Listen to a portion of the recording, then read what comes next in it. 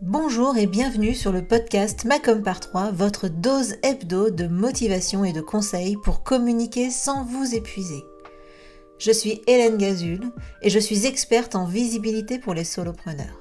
Il y a quelques années maintenant, j'ai quitté le salariat pour enfin créer le job qui correspond à mon équilibre de vie. L'occasion pour moi de constater qu'il ne suffit pas d'être expert dans son domaine pour être entrepreneur. Il faut être aussi comptable, commercial, informaticien, RH et évidemment communicant. Alors, j'ai choisi d'être la partenaire com des entrepreneurs multicasquettes que nous sommes tous. À travers ce podcast et mes accompagnements, je vous partage mes conseils et mon expérience pour vous aider à communiquer simplement sans vous épuiser. Mais plus que tout, mon objectif est que vous passiez à l'action. Les conseils inapplicables et les to-do list sans fin, très peu pour moi. Si vous aimez ce podcast, pensez à le partager autour de vous et à laisser 5 étoiles sur votre plateforme d'écoute préférée. Et pour ne rien manquer, pensez à vous abonner au podcast. En attendant, je vous souhaite une bonne écoute. Bonjour, bienvenue dans ce 100e épisode. Si je pouvais, je ferais péter le feu d'artifice, mais je n'ai pas les moyens de vous le faire en audio, alors je me souhaite à moi et à vous un très bon 100e épisode. Et j'espère que vous serez encore là pour les 100 prochains. Je voulais vraiment vous remercier pour votre fidélité, vos retours, vos écoutes, vos partages, enfin tout ce qui fait que ce podcast existe et est vivant. Donc je suis vraiment reconnaissante de m'écouter chaque semaine, ou en tout cas quand le temps s'y prête. Et du coup, merci beaucoup. Sur ce, qu'est-ce que je vous ai prévu pour ce 100e épisode ? Eh bien, tout simplement, j'avais envie de donner la parole à certains d'entre vous pour que vous puissiez partager vos bonnes astuces pour communiquer sans vous épuiser.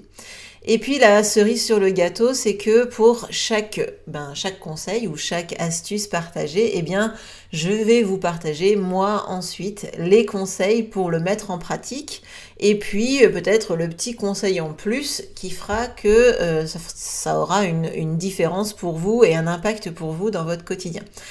Alors du coup, j'ai sélectionné quelques témoignages, puisque beaucoup d'entre vous ont finalement les mêmes astuces, et du coup, je vais laisser la parole à celles et ceux qui m'ont envoyé un témoignage, sachant que j'ai sélectionné ceux qui avaient la meilleure qualité audio, parce que c'est pas toujours simple de faire des podcasts de qualité avec du son de qualité. Donc en tout cas, merci à toutes celles et tous ceux qui m'ont envoyé leur témoignage, et puis je vous dis à la fin de l'épisode, puisque je reviendrai vous faire un petit coucou. D'ailleurs, dans l'épisode, je vais pas arrêter de venir vous faire des petits coucous en plus. Allez, sur ce, je laisse la parole au premier témoignage. Bonjour. Merci Hélène pour cette invitation. J'étais déjà ravie de participer à ton podcast en 2021. Moi, je suis Laurette Glaçon et je suis coach, consultante et formatrice en entrepreneuriat. J'aide les femmes entrepreneurs à développer leur activité pour en vivre pleinement et sereinement. Et mon astuce visibilité sans m'épuiser, c'est de timeboxer, c'est-à-dire de limiter le temps que je passe sur ma communication, c'est-à-dire de me dire que je ne passe pas plus de 2 heures ou 3 heures par semaine pour publier mes posts et rédiger mes newsletters et faire tout ce qui est attrait à ma communication. Eh bien, merci beaucoup Laurette de ce partage. Et si vous voulez aller écouter l'épisode qu'elle a animé pour nous, eh bien c'est l'épisode sur les tarifs, fixer ses tarifs. Je vous remettrai le lien dans la description de cet épisode. Alors c'est vrai que timer, ou en tout cas limiter son temps pour la création de son contenu, c'est très important parce qu'on a souvent cette envie de perfectionnisme, et du coup c'est très intéressant de bloquer des plages horaires fixes pour pas du coup s'éparpiller, pour pas trop fignoler, parce qu'au bout d'un moment ça sert plus à rien, hein. Entre le mieux et le mieux que mieux, la différence est pas si grande et c'est pas forcément intéressant d'insister encore. Alors du coup, l'autre chose que je peux vous conseiller, c'est au-delà d'avoir des blocs temps que vous allouez à votre création de contenu comme Laurette par thématique, eh bien j'ai même envie au début de vous dire, fixez-vous même un temps par post ou par newsletter, parce que sinon vous allez vite déborder tout simplement. Donc par exemple pour un post, vous pouvez vous dire voilà, je me bloque une demi-heure pour un post, et par exemple pour une newsletter, je me bloque 1 heure.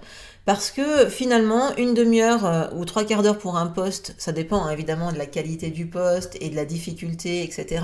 Mais en gros, pour un carrousel, il faut peut-être compter 1 heure, mais pour un post avec juste une image et du texte, eh bien parfois, une demi-heure, ça peut suffire. Donc vous pouvez vous mettre des alertes.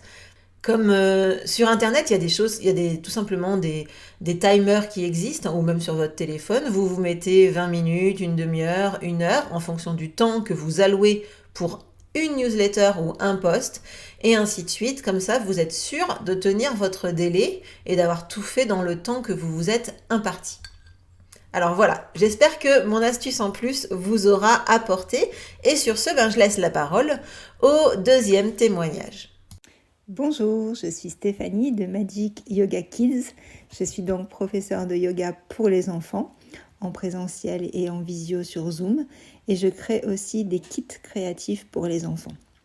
Alors, mon astuce numéro 1 pour communiquer sans s'épuiser, c'est bien sûr de suivre la formation d'Hélène, qui nous apporte tous les outils, qui nous donne toutes les astuces, qui nous permettent d'avancer petit à petit.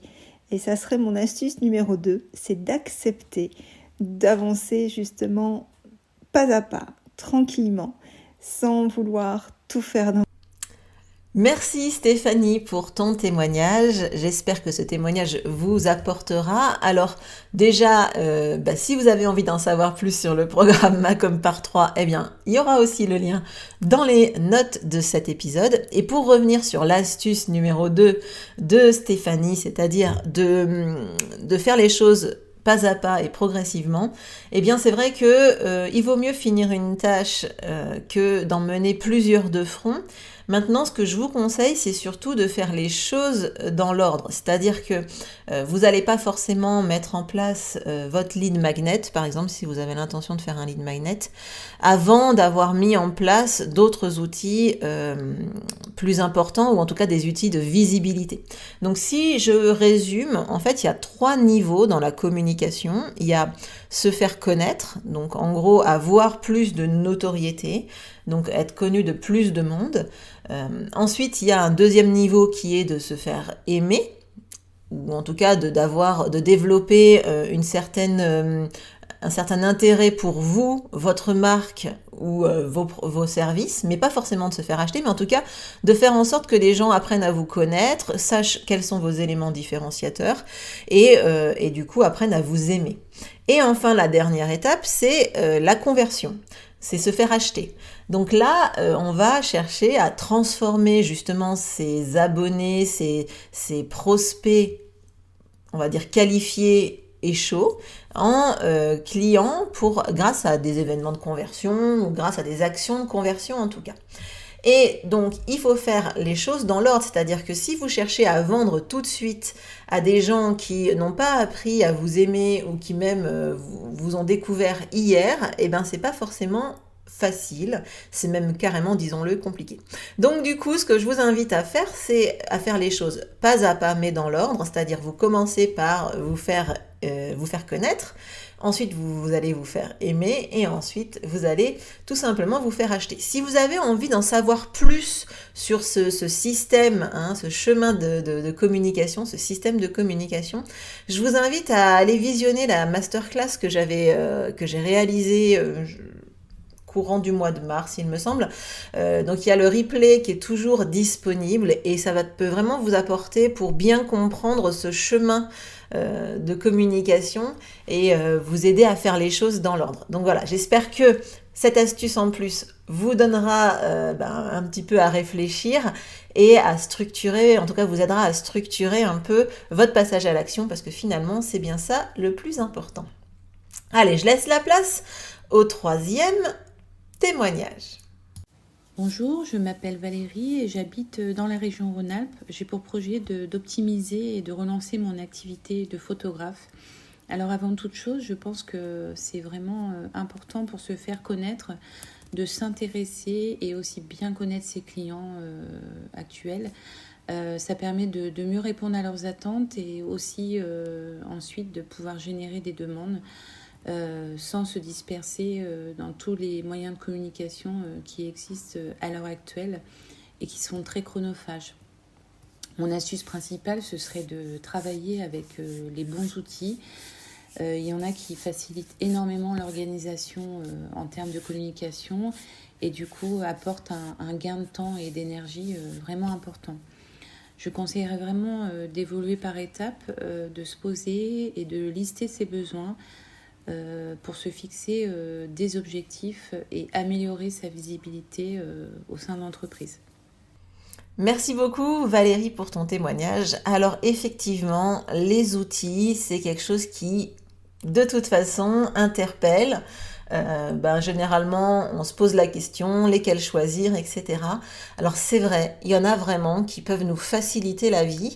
Et j'ai même envie d'aller plus loin, c'est si vous avez un outil qui va vraiment vous faciliter la vie, mais qui est payant. Eh bien, je vous invite à prendre l'option payante en fait, parce que on a tendance quand même à se dire en tant que solopreneur, je vais essayer de minimiser les frais, je vais essayer de minimiser mes coûts, mes charges. Déjà parce que beaucoup d'entre nous sommes auto-entrepreneurs et que les charges ne sont pas forcément déductibles. Mais malgré tout, moi je vous invite à un moment donné, décider de passer aux solutions payantes si vraiment elles vous apportent de la qualité de travail et du gain de temps. Donc par exemple, pour ce qui me concerne, moi j'ai décidé de prendre Canva en version pro parce que Canva, vraiment ça m'aide énormément dans mon travail et ça me fait gagner beaucoup de temps de l'avoir en pro. Pourquoi ? Parce que je peux redimensionner automatiquement mes posts, mes visuels, parce que je peux avoir accès à des photos en version pro, donc c'est-à-dire d'autres photos supplémentaires, et ça me fait gagner du temps plutôt que d'aller les chercher sur d'autres plateformes, surtout qu'en plus elles existent dans Canva. Pareil pour tout ce qui est charte graphique, du coup j'ai pu rentrer ma charte graphique et du coup j'ai que un bouton à appuyer pour transformer les visuels à mes couleurs et à mes polices. Bref, ça me fait gagner du temps. Tout ça pour 100 € ou on va dire 10 € par mois. Donc j'ai décidé que c'était clairement un outil qui allait me faciliter la vie. Pareil pour Calendly, que j'ai décidé de prendre en version payante. Comme ça, j'ai vraiment accès à beaucoup de fonctionnalités et notamment à plusieurs types de rendez-vous. Et ça c'est super intéressant. Donc Calendly, pour ceux qui savent pas ce que c'est, j'en parle tellement que j'oublie de préciser ce que c'est le système qui me permet de prendre rendez-vous, en tout cas, qui permet à mes clients de prendre rendez-vous directement dans mon agenda, mais pas que mes clients finalement. C'est là aussi que les personnes qui viennent en interview avec moi sur le podcast peuvent prendre rendez-vous. Tous les prospects aussi, en fonction des offres, j'ai créé pour chaque offre un rendez-vous, un type de rendez-vous. Comme ça, évidemment, les emails de rappel, etc., sont pas les mêmes, tout simplement, et je trouve ça beaucoup plus personnalisé. Bref, du coup, j'ai énormément de rendez-vous, de types de rendez-vous dans Calendly, et ça me facilite énormément la vie, donc voilà. Pareil pour Ocha, je suis passée, donc Ocha c'est mon système qui permet d'envoyer mes podcasts sur les différentes plateformes d'écoute. Et bien du coup, je suis passée, au lieu d'être au premier prix, je suis passée au 2e tarif pour avoir accès aux statistiques, à avoir plusieurs podcasts, plusieurs émissions possibles, etc. Et en fait, voilà. Donc ça, c'est des choses qui me font vraiment gagner du temps. Et du coup, j'ai décidé de les payer, tout simplement. Alors certes, ça fait des coûts supplémentaires pour l'entreprise, mais franchement, en gain de temps et en facilité de travail, le bénéfice est tout à fait positif. Donc c'est pour ça que j'ai décidé d'utiliser des outils payants. Donc choisir les outils, certes, mettre en place des outils pour soi, ok, mais faut aussi à un moment donné se dire, voilà, ces outils-là, est-ce que j'en ai besoin vraiment, ça c'est sûr, et ensuite, est-ce que je pourrais pas investir dans certains pour gagner encore plus de temps. Allez, je laisse la place au dernier témoignage que j'ai sélectionné pour vous. Bonjour Hélène, alors moi je suis Sophie et je suis coach en reconversion professionnelle et j'aide tout simplement les entrepreneurs à changer quelque chose dans leur travail, en tout cas à se sentir mieux dans leur travail. Donc voilà, donc ça c'est mon activité. Et pour ce qui est de mon astuce pour bien communiquer, en tout cas sans m'épuiser, tout simplement, moi j'ai décidé de faire du batching. En fait, en gros, je regroupe toutes les mêmes activités, toutes les mêmes missions sur une même plage horaire. Comme ça, ça me permet vraiment de gagner du temps. Donc j'espère que cette astuce sera intéressante pour les auditeurs. Merci beaucoup pour ton témoignage. Je suis tout à fait, évidemment, d'accord avec toi.